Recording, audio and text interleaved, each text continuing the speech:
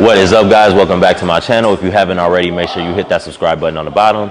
Today we're going to be going over angles and why they're important during your lift. So I took 3 exercises, a leg exercise, a couple of upper body exercises, and what we're going to do, we're going to go over the angle of either your body, your elbows, or your legs to make sure that you're maximizing all of these movements in the gym. So let's get started with everything.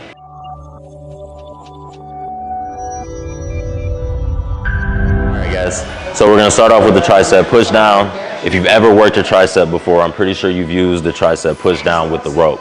So it's a couple things over here that are going to maximize the movement. It's a couple things that are going to take away from tension in the movement. So the first thing that a lot of you do is you come over here, you adjust your weight, and then you stand straight up. You kind of like lock your body in here with your back, and then you're just kind of pushing and pumping down here.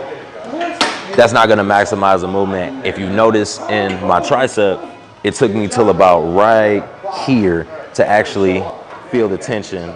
Right about here, somewhere around there to actually feel tension in my tricep. And you can see it when I'm moving, how it gets a little bit tighter. Now the other group of people that are doing it incorrectly, you're coming over here and you're over exaggerating your hinge. You're coming over and you're literally bending over, your elbows are out, and you're just pushing this thing down. That's definitely not gonna maximize tricep push down. Number one, you have your elbows out here, which isn't allowing for a proper flex in your tricep. So the right way to do it, you wanna come over here, you wanna use your hips to just slowly hinge forward, grab the rope. When you're pushing down, you're counting 3 seconds going up, 3 seconds going down, so your tempo is right. And if you notice, when I'm hinged forward,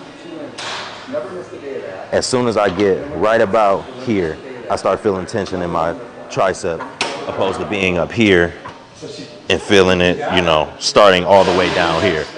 So those are things that are going to maximize the tricep push down. Let's move over to hip thrust. Next exercise is hip thrust. So it's a couple things with the angle of hip thrust that if you're not doing it correctly, that you're just going to totally miss the movement. But if you do these things, then you will maximize the movement. So I'm gonna go over a couple do's, couple don'ts. So the first thing always with hip thrust is the angle that you're gonna have between your hamstring and quad, your knee, and the rest of your leg.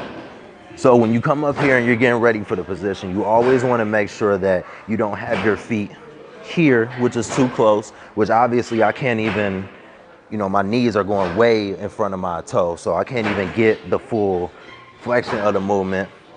If you have them too wide, if you have your feet pressed too forward, you're gonna have your heels elevated off the ground, which if I had a platform in front of me to actually elevate my feet would be great. Elevated hip thrusts are great. If you have something like that in your machine, in your gym where it's a platform where you elevate your feet, those will really hit to maximize hitting your glutes. But for this on the floor, you wanna make sure that your angle when you're sitting down here is about right there, almost a perfect triangle made with the floor. So when you're coming up and we're talking about feet position and where we're putting our load when we're going up and down, if we got our load more on our heels and we're pushing up here and I'm using most of my heels to push and I'm pushing up, that's gonna hit most of my that's gonna hit most of my glute and maximize that. Now if I'm leaning forward and I'm using my toes, I'm gonna feel it more in my quads and my core. So both of those things are gonna help you maximize the hip thrust. So let's move on to the next thing. Last exercise we're gonna go over is the Spyder curl. This one's on here because I wanna make sure that you guys have the right angle on the bench, your feet are in the proper position, and of course that your tempo is correct. As the video is all about angles, so I figured this is a great way to wrap it up to make sure that you have the proper chest position, your arm position, and overall angle of your body when you're doing this one, because it's a really good exercise to grow your biceps. So I'm gonna come over here.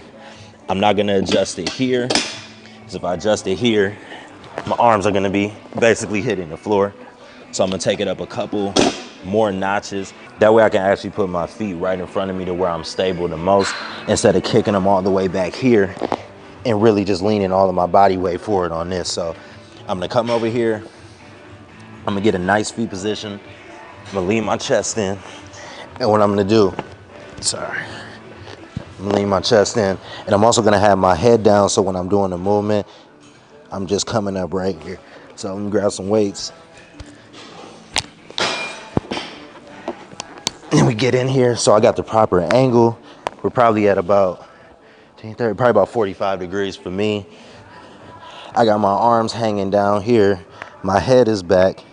The angle on my back is straight, and my feet position is in a stable position to where I'm not gonna be unbalanced. So I'll come in here, and same thing.